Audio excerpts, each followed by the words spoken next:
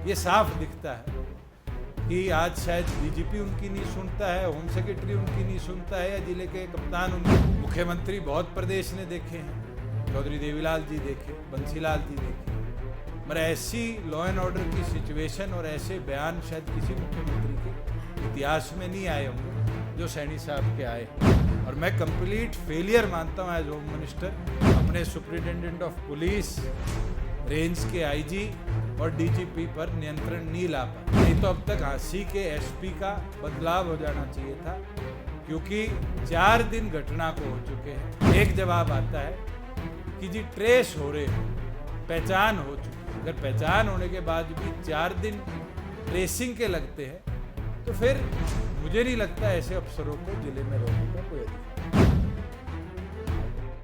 ना तो रविंदर सैनी जी वाले चारों आरोपी जो मोटरसाइकिल पर दिखे हैं उनके ऊपर कोई एक्शन लिया गया, ना संजय गुप्ता के शोरूम पर जो गोलियां चली उस पर एक्शन लिया गया, ना मांगेराम नंबरदार के घर पर बहादुरगढ़ में जो गोलियां चली उस पर हुआ, भारतीय जनता पार्टी के फरीदाबाद के सचिव के ऑफिस पर जो गोलियां चली उस पर कोई नहीं हुआ, लाडवा पे भाजपा के नेता के घर पर गोलियां चली उस पर नहीं हुआ, जो कल दूधिया मारा गया गुहाना के अंदर उस पर कोई एक्शन नहीं हुआ, जो पानीपत के अंदर दुकानदार पे गोलियां चली 8 राउंड फायरिंग के उस पर कोई एक्शन नहीं हुआ, जो टोल कर्मी को गोली मारकर फॉर्च्यूनर पे निकले आज तक वो ट्रेस नहीं हुए।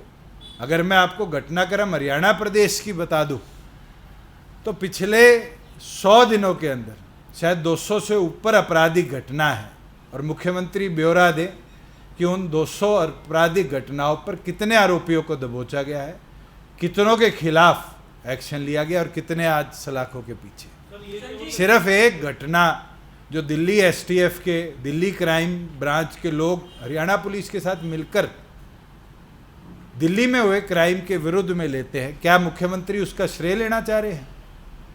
क्या मुख्यमंत्री लॉ एंड ऑर्डर को इतना आसान सोचते हैं कि प्रदेश में झांसी में जहां पिछले 11 साल से एक गोली नहीं चली वहां आज ऐसी घटना हो जाती है और सरकार चुप बैठी है? परिवार को मिलने बुलाया जाता है और परिवार को कोई आश्वासन नहीं दिया जाता कि क्या घटनाक्रम के दोषियों के विरुद्ध में होगा। ये साफ दिखता है कि आज शायद डीजीपी उनकी नहीं सुनता है, होम सेक्रेटरी उनकी नहीं सुनता है, या जिले के कप्तान उनकी नहीं सुनते। मुख्यमंत्री बहुत प्रदेश ने देखे हैं, चौधरी देवीलाल जी देखे, बंसीलाल जी देखे हैं, मगर ऐसी लॉ एंड ऑर्डर की सिचुएशन और ऐसे बयान शायद किसी मुख्यमंत्री के इतिहास में नहीं आए होंगे जो सैनी साहब के आए। और मैं कंप्लीट फेलियर मानता हूँ एज होम मिनिस्टर कि वो आज के दिन अपने प्रशासकों पर, अपने सुप्रिटेंडेंट ऑफ पुलिस, रेंज के आईजी और डीजीपी पर नियंत्रण नहीं ला पाए।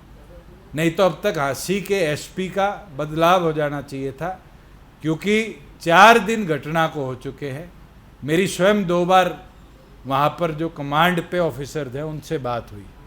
एक जवाब आता है कि जी ट्रेस हो रहे हैं, पहचान हो चुकी है। अगर पहचान होने के बाद भी 4 दिन ट्रेसिंग के लगते हैं तो फिर मुझे नहीं लगता ऐसे अफसरों को जिले में रहने का कोई अधिकार। दुष्यंत जी, आप अभी 100 दिन की बात कर रहे हैं, लेकिन जब आप गठबंधन की सरकार में थे, विधायकों को धमकी मिली, 5-5, 6-6 विधायकों को धमकियां मिली, उस वक्त एक पार्टी के प्रदेश अध्यक्ष को सरेआम गोलियों से भून दिया गया।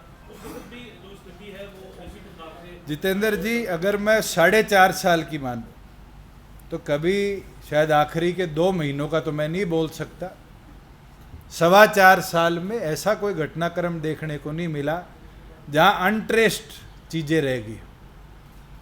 अगर विधायकों को धमकी मिली तो सारी इन्वेस्टिगेटिंग एजेंसीज देश की भी प्रदेश की जुटी और उन लोगों को बिहार से अरेस्ट करने का काम किया। इवन हमारी फोर्सेज विदेश गई और विदेश से भी लोगों को अरेस्ट करके लाई। अब तो मैंने चर्चा सुनी है कि जी कोई थाईलैंड से क्रिमिनल पकड़ के हम वापिस ला रहे हैं। आप पकड़ के ले आओगे, मगर क्या ये आपराधिक घटनाएं प्रदेश में रुकेंगी? क्या इस तरह की गतिविधि पर नियंत्रण आएगा? ये तो ऑटोनॉमी डिस्ट्रिक्ट लेवल पर देनी पड़ेगी। और डिस्ट्रिक्ट लेवल पर अगर कोई वारदात होती है और लिबर्टी है ऑफिसर्स के पास कि वो एक्शन लेंगे, तभी जाकर व्यवस्थाएं सुधरेंगी। यूपी में सुधरी नहीं सुधरी।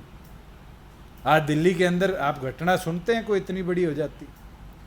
पंजाब के अंदर 3 इंसिडेंट हुए थे, ऑटोनॉमी डिस्ट्रिक्ट लेवल पर दी, पंजाब सुधरा नहीं सुधरा। नहीं तो कबड्डी के प्लेयर को भरे मैदान में गोली मार दी गई थी। आज घटनाओं पर ब्यूरोक्रेसी के ऊपर कंट्रोल नहीं होगा और उनको ऑटोनॉमी नहीं दी जाएगी, लॉ एंड ऑर्डर प्रदेश का नहीं सुधरेगा। हमसे जुड़े रहने के लिए हमारे YouTube चैनल को सब्सक्राइब करें और नई वीडियो की नोटिफिकेशन के लिए बेल आइकॉन को दबाएं।